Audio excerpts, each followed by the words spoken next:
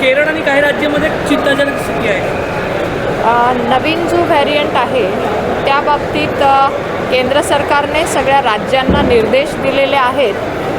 केंद्रीय आरोग्यमंत्री डॉक्टर मनसुख मांडवियाजी यांनी देखील सर्व राज्यांच्या आरोग्यमंत्र्यांबरोबर VC द्वारे मीटिंग देखील केली। सर्व राज्यांना निर्देश, सूचना, नोटिफिकेशन, गाईडलाईन्स दिल्या गेल्या आहेत। काळजी घ्यायची आहे। जसं आपण म्हणालात तसं काही राज्यांमध्ये, केरळसारख्या राज्यामध्ये 2800पेक्षा जास्त पेशंट, कर्नाटक, तामिळनाडू, महाराष्ट्रात देखील 37ची संख्या होती आणि गोवा या ठिकाणी सूचना दिलेल्या आहेत आणि इतर राज्यांनाही दिलेल्या आहेत। काळजी करण्याचं कारण नाही, कारण JN.1 हा सब व्हेरियंट आहे आणि फार काही सिरियस नसला तरी आपण मात्र कोविडचा संकटाचा सामना केलेला आहे। त्याच्यामुळे सगळ्यांनी काळजी घेणं गरजेचं आहे। विशेष करून सिनियर सिटीजन्स असतील, काही लोकांच्या ट्रीटमेंट चालू असतील, काही पेशंट ट्रीटमेंट घेत असतील, काही इम्युनिटी सप्रेस झालेले असतील, त्यांनी मात्र विशेष काळजी घेण्याची गरज आहे। JN.1ला घाबरण्याची गरज नाही, परंतु काळजी मात्र निश्चित घ्या। काही सिम्पटम्स आले, सर्दी, खोकला, ताप यासारखे, तर त्वरित रुग्णालयामध्ये जाऊन डॉक्टरांचा सल्ला घ्या।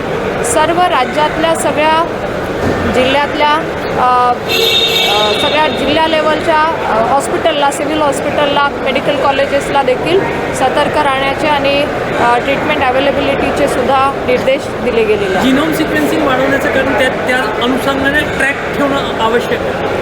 नक्कीच आपण जसं म्हणालात तसं टेस्टिंग पण होत आहेत। टेस्टिंग वाढवण्याबरोबर पॉझिटिव्ह केसेस आल्या तर लगेच आपण जिनोम सिक्वेन्सिंग करण्याकडेही भर देतो आहे, कुठला याच्यामध्ये हा व्हायरस आहे शोधण्यासाठी, आणि त्या दृष्टीने आपल्याला कळतं की किती प्रमाणात हा स्प्रेड होतो आहे। मला वाटतं जिनोम सिक्वेन्सिंगसुद्धा सर्व राज्यांमध्ये चालू आहे। टास्क फोर्स काही विशेष गठीत केली आहे त्याबाबत? नाही, जसं मी म्हणाले की हा सब व्हेरियंट आहे, घाबरण्याचं कारण नाही। इतर देशांमध्ये देखील याचं प्रमाण मोठ्या प्रमाणात वाढतं आहे। जर्मनी असेल, इटली असेल, US असेल, अशा अनेक देशांमध्ये हे प्रमाण वाढतं आहे आणि आपल्या देशात जवळपास 3500च्या आसपास याच्या केसेस होत्या आणि म्हणून आपणही अलर्ट मोडवर खबरदारी विशेष घेतो आहे। टास्क फोर्स आपला आधीच गठीत होता, त्यांनी जो प्रोटोकॉल तयार केलेला आहे त्यानुसारच सर्व राज्यांना या सूचना केंद्र सरकारने दिलेल्या आहेत आणि केंद्र सरकार, राज्य सरकार मिळून याच्यावर मॉनिटरिंग करत आहे। रोजचं स्क्रीनिंग, जिनोम सिक्वेन्सिंग यावर लक्ष ठेवून आहेत आणि सगळीकडच्या व्यवस्था आहेत की नाही याबाबतीत केंद्रीय मंत्री डॉक्टर मनसुख मांडवियाजी यांनी देखील सूचना दिलेल्या होत्या।